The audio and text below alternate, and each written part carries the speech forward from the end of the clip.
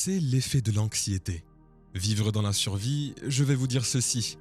En vivant dans la survie, lorsque le gène de la survie est activé parmi les potentiels infinis du champ quantique, vous choisirez toujours le pire scénario.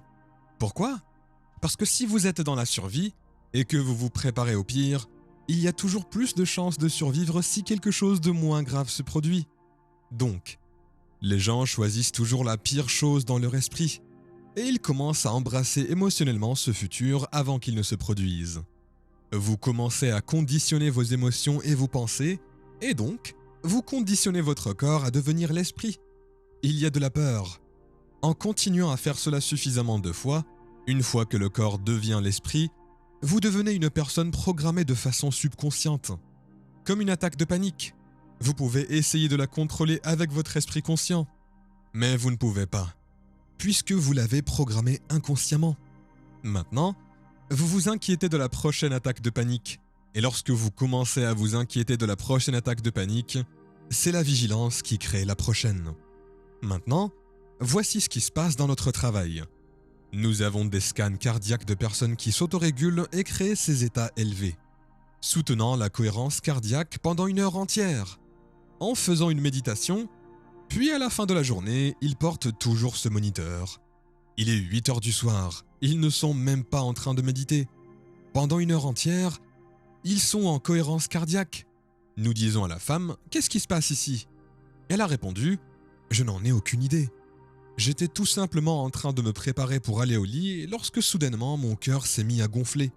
C'était si intense que j'ai dû m'allonger sur le dos et m'abandonner à l'amour. Comme elle n'a pas choisi de s'abandonner à la peur, elle a eu une crise d'amour spontanée au lieu d'une crise de panique spontanée. C'est ce que j'appelle l'état naturel de l'être.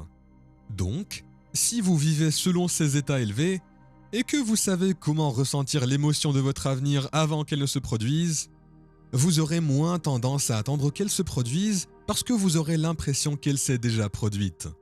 Vous aurez moins tendance à essayer de la contrôler. Vous saurez qu'au moment où vous perdrez cette sensation, vous vous serez déconnecté et que vous y reviendrez quand vous y serez parvenu. Aucune personne, aucune chose, aucune expérience ne peut vous l'enlever. Maintenant, vous avez le pouvoir.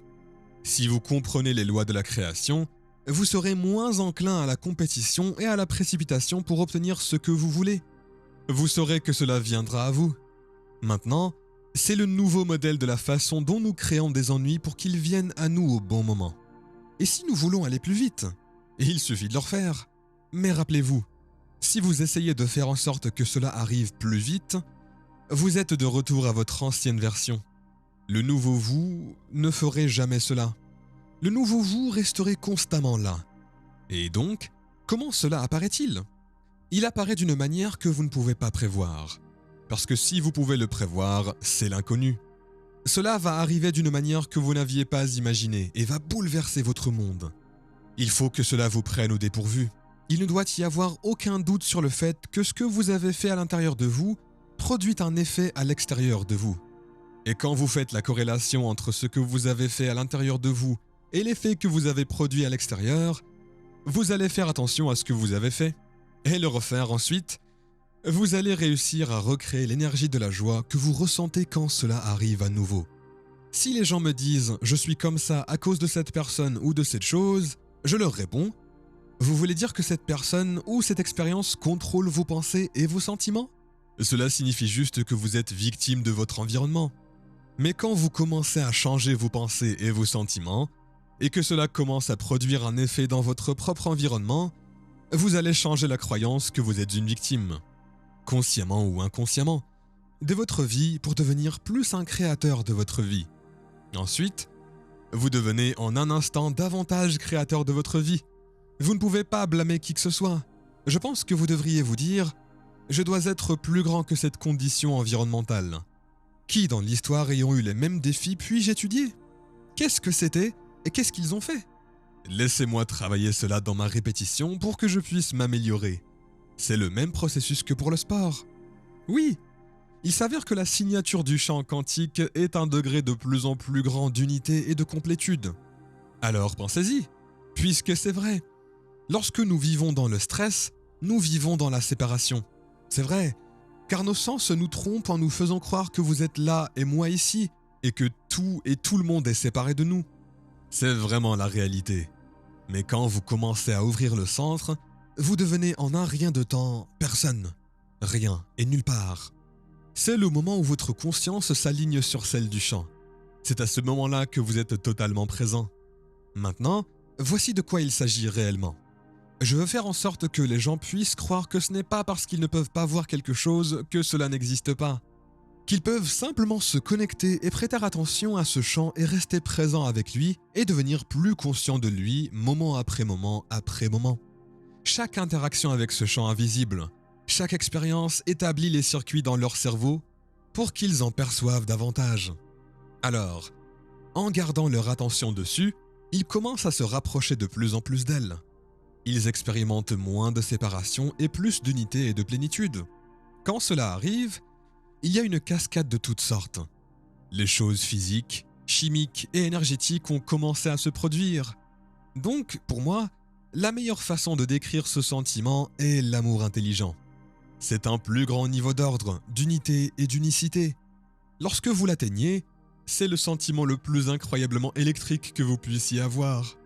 C'est le sentiment le plus familier et le moins familier qui soit.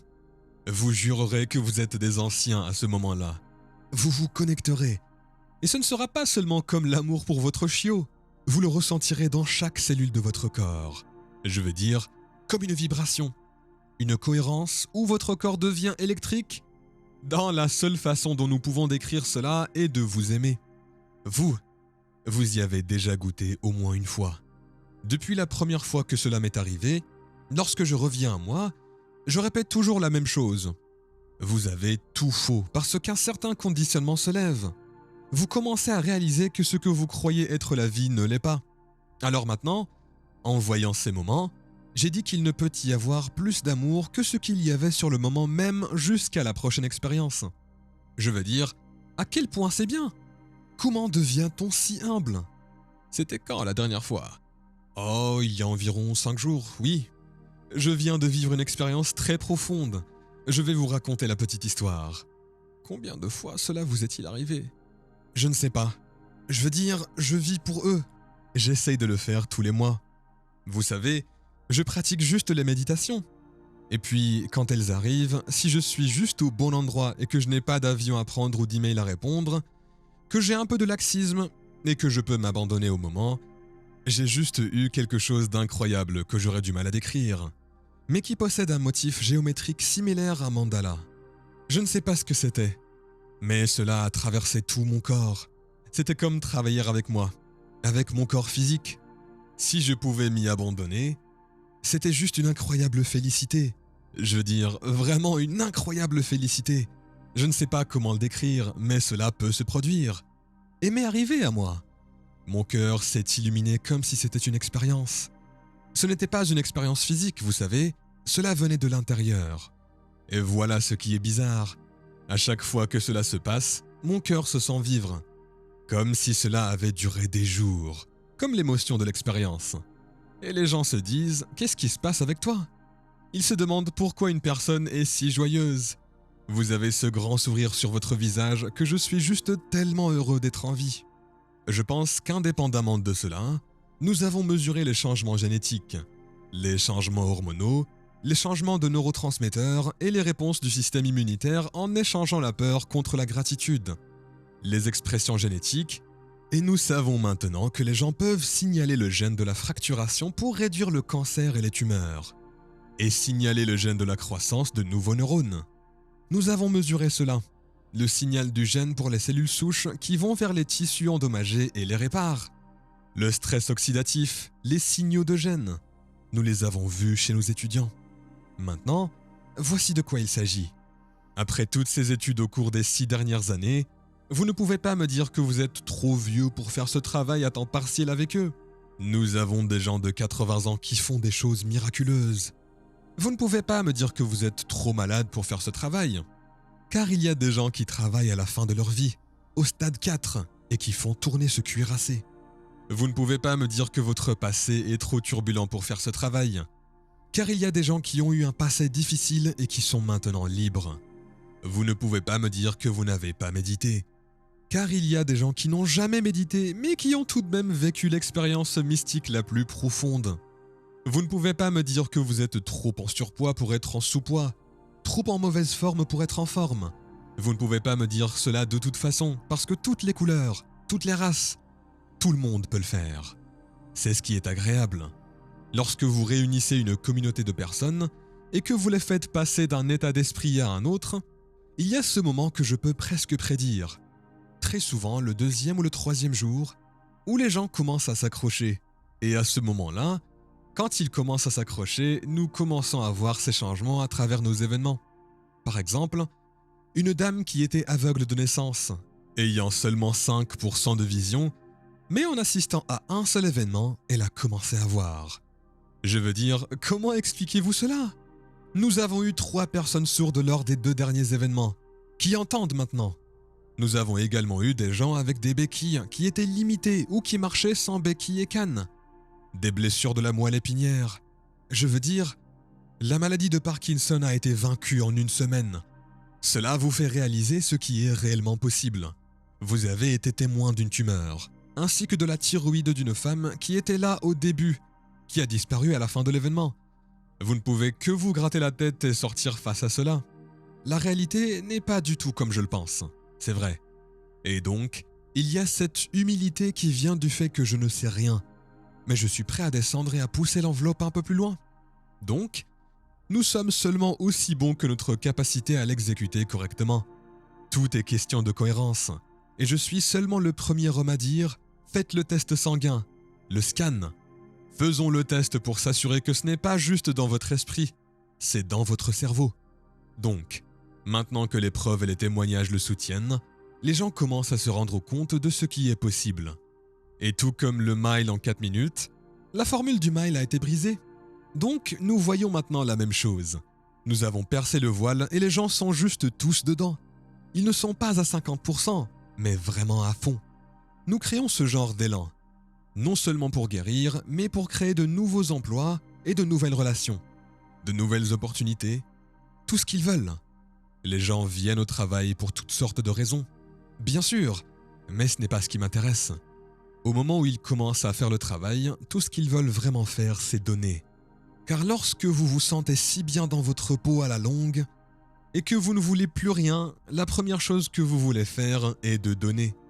Je veux dire, quand nous voyons le scanner du cerveau se mettre en cohérence dans ces 2 hémisphères, se réunir et aussi voir le cœur commencer à faire battre de façon très ordonnée, le cerveau commence à accumuler davantage d'énergie et devient super cohérent. Vous pouvez vous promener et regarder une personne qui passe un scanner cérébral sortir des larmes de joie. Elle se sent tellement entière qu'il est impossible de vouloir. Comment pouvez-vous désirer quelque chose si vous tenez et sentez que vous avez déjà tout ? Vous sentez que vous l'avez déjà. C'est à ce moment que la magie opère. Donc, elle ne crée plus à partir du manque, de la dualité, de la séparation, de la rareté. De la rareté. Elle sent que c'est déjà arrivé. Et c'est un signal très profond dans le champ qui laisse tomber une grosse pierre dans l'eau et produit de grosses vagues qui font que les choses commencent à se manifester. Elle a essayé et essaye toujours de le faire. Donc, si vous le faites, pour répondre à la question originale, c'est que si vous continuez à le pratiquer, vous devez vous lever et maintenir cet état modifié de l'esprit et du corps toute la journée. Il s'agit juste d'une pratique.